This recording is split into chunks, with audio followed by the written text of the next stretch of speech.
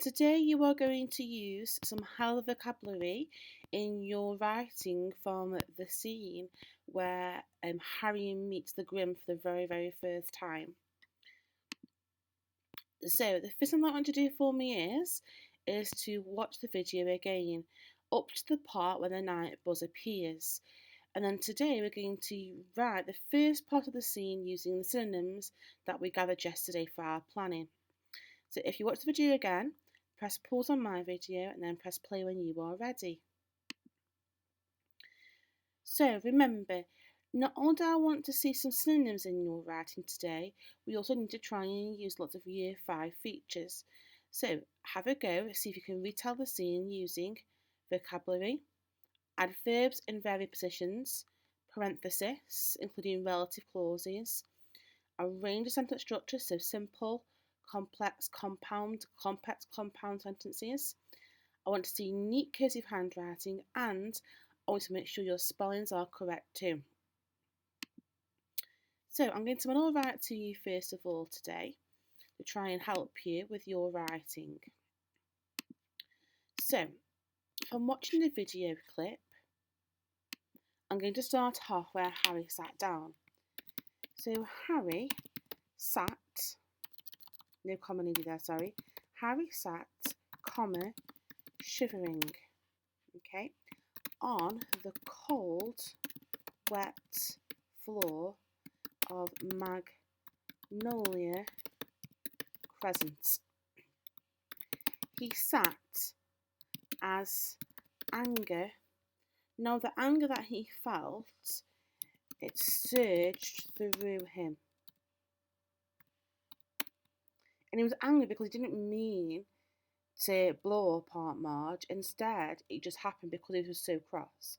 So he had not meant to blow up Aunt Marge, comma, but she had, because it's in the past tense, she had infuriated him with her, well, what did she make? She constantly made comments, weren't they? Quite horrible comments. So I'm going to put with her constant snide comments. Okay. So then I'm going to go back to where Harry is. So the lights flickered behind him. Harry suddenly realised that he was alone in the dark with nowhere to go. Because now he's thinking, well, I've done this bad thing, so I've left the house, but actually now I've got nowhere to go, and Hermione and Ron aren't there to help him. He shivered. Now, he might have shivered because he felt lonely. It might because he was so cold as well. We'll let the reader decide on that one. A funny prickling on the back of his neck made Harry feel, so the funny prickling is when you feel like something's not quite right. So it made him feel uneasy. The street, it appeared deserted. What does deserted mean? It means empty, but no one was there. But Harry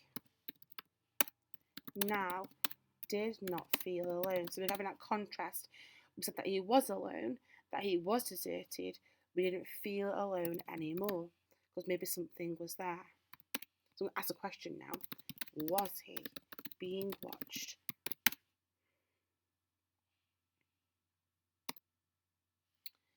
Okay, so now he feels like that he's being threatened by something.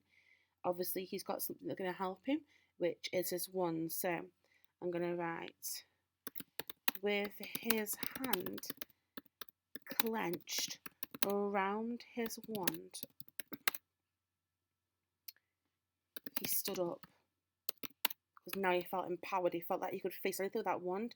His wand is kind of the thing that changes Harry from being a scared boy into being something that he feels that he can then face anything that's in front of him. So with his hand clenched around his wand, he stood up as he sensed that something was out there. The bushes across the streets rattled. Okay. And that's when Harry saw it. I'm going to be quite short sentences here. Harry saw it. A figure. A black dog, but larger than usual.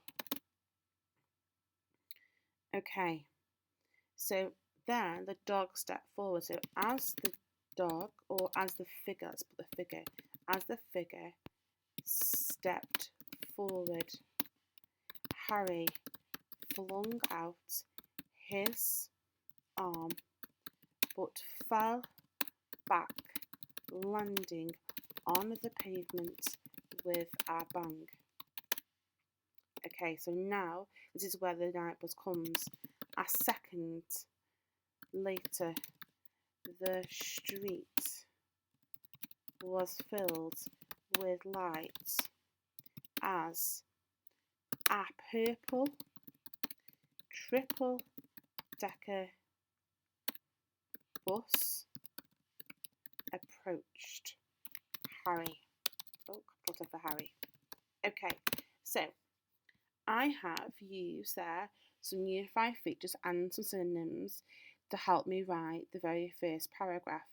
Now, this is a draft of your writing. It's, tomorrow you're going to up-level it using my feedback that I give to you.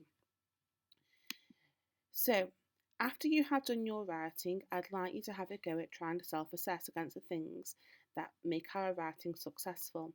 So I'm just going to model to you how you could do that. So just like we're doing in class, we're going to take a highlighter pen or any felt tip pen for underlining anything. So, Harry sat shivering. Well, I've got a comma there. I've got the word shivering and another comma. So here I've used an embedded clause. So I'm going to type in the margin EC because I'm using an embedded clause. And then I'm going to go back to my highlighter pen. Harry sat shivering on the cold, wet floor of Magnolia Crescent. He sat as anger surged through him. Well, I use the word surge there as a synonym. So I'm going to type V in the margin for vocab. So use good vocabulary in my sentence. He had not meant to blow up Aunt Marge, but she had infuriated him with a constant snide comment. So again, I've got some quite good words here. So the word infuriated, the word constant, and the word snide. So I'm going to type in V in the margin. Okay. So now on to my next paragraph. The light flickered behind him. Harry suddenly realised, or the word suddenly here, so I've got an adverb of matter to tell me when something happens, as well as to create one of time. So adverb, I'm going to put in the margin. Realised, oh, now I've got an error there, so I'm going to correct my error. So Harry realised I need a D on the end of that sentence. By reading it back, I can see I've made a mistake. Okay, realised he was alone in the smuggle world with nowhere to go. He shivered. So now here I've got a short sentence. So in the margin, I'm just going to type SS. A funny prickling on the back of his neck made him feel uneasy. So again, I've got another good word there, uneasy. The street appeared deserted, another great word. But Harry now did not feel alone. Was he being watched? Got a question mark. And also I've got a comma and the word but. So I've got a compound sentence here. So I'm going to type in V for vocab. I'm going to type in COMP for compound. And I'm going to put a question mark because I've used a question mark in my writing. Okay, so I could now continue to go through my writing and continue to highlight things like the word clenched, a black figure. I've got another quite short sentence here. I've got the word unusual. Okay, I've made another mistake here. I've got a capital letter in the wrong place, so I'm just going to cross that out and make it a lowercase letter. Okay, so as you can see, I've been going through and seeing what year 5 standards I've used in my writing.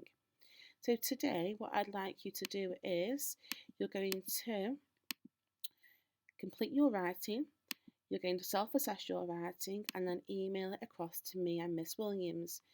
We will then email you back with a target of how to improve it, and then tomorrow you're going to rewrite your story with all the improvements that we have given to you to do. I hope that's helped you for today. If you are stuck, remember you can email me or Miss Williams.